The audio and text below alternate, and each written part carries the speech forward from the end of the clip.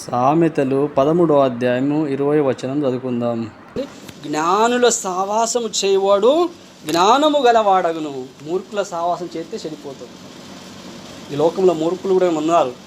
అర్థంగా మనము స్నేహము సావాసము చేస్తున్నప్పుడు నా సావాసము ఎవరితో ఉన్నదని మనం చాలా ఒకసారి పరీక్షించుకోవాలి. నేను చేస్తున్న సావాసము ఇతరులతో నేను సావాసం చేస్తున్నా, ఇతడు సరైన మార్గంలో నన్ను నడిపిస్తున్నాడా, మరి తప్పు మార్గంలో నడిపిస్తున్నా అని ఒకసారి మనల్ని మనమే పరీక్షించుకోవాలి. హల్లెలూయా. చూడండి, జ్ఞానుల సావాసం చేయవాడు జ్ఞానమును గలవాడవుతాడట, మూర్ఖుల సావాసం చేయవాడు చనిపోతాడు. మూర్ఖుల సావాసం మంచిది కాదు అంటున్నారా? ఇక్కడ ఓమాన్లో వచ్చినప్పుడు చాలామంది మూర్ఖులు మనకు ఇక్కడ ఉన్నారు. అందుగురించి మీకు ముందే జాగ్రత్త, హెచ్చరిక. హల్లెలూయా. మీ అప్పులు తొందర తీరాలంటే, మీ కుటుంబ సమస్యలన్నీ తీరాలంటే, మీకు వచ్చిన జీతంలో ఎక్కువ ఖర్చు కావద్దంటే మూర్ఖుల సావాసము జ్ఞానుల సావాసము. జ్ఞానులు ఎవరు, మూర్ఖులు ఎవరు మన ఎదురైచున్నప్పుడు మనకు అర్థమైపోతూ ఉంటుంది.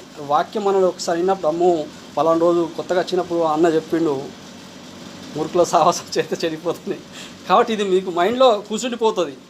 దేవుని మాట మనం సావాసం చేసినప్పుడు వారు మన తప్పు మార్గంలో నడిపిస్తున్నప్పుడు మనకు అర్థమైపోతూ ఉండే, ఓహోహో పలానా రోజు అన్న చెప్పిండు మూర్ఖుల సావాసం చేస్తే చెడిపోతావు, చెడిపోయే పరిస్థితుల్లో వీళ్ళకి కొద్దిగా దూరం ఉండాలి. హల్లెలూయా.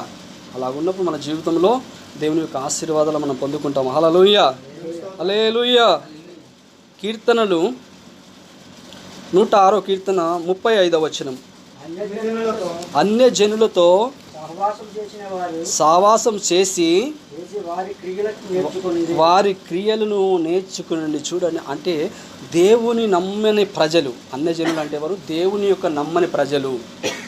వారితో ఎప్పుడైతే మనం సావాసం చేస్తామో వాళ్ళు ఏమంటారంటే తాగుదాం, తిందాము, ఎంజాయ్ చేద్దాం అంటారు. ఇప్పుడు మనం దేవుని నమ్ముకున్నాం కాబట్టి తాగుడు తినుడు అంటే మన వల్ల కాదు. నేను కొత్తగా చిన్న మా ఊరైన ఒక ఆయన ఉండే, అరే నువ్వు ఒక బాటలు తీసుకొచ్చి నేను తాగుతానని. అతను ఏమంటాడంటే నేను తాగనని ఆయన తెలియదు. అతడు నేను వచ్చినని మా ఊరోడు వచ్చినని బాటలు తీసుకొచ్చిండు. అరే రారా బయటకు పోదామంటాడు.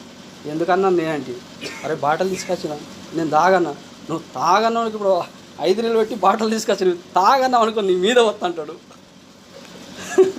నువ్వు తాగన్నావు అనుకో నీ మీద, నువ్వు మన ఊరోడు అని వచ్చినవని నేను బాటలు తీసుకొచ్చి నువ్వు తాగంటే నీ మీద మొత్తం పోసేస్తా అంటాడు. అన్న నీకు దండం పెడితే కానీ నేను తాగను. చూడండి, అలాగా మనతో ఉన్నవారు అలా చేస్తారు. కొద్దిగా తాగురా ఏం కాదు, కొనలే నువ్వు ఎక్కువ తాగకుండా కొద్దిగా తాగు, ఆ కొద్దిగా ఎక్కువైపోతుంది.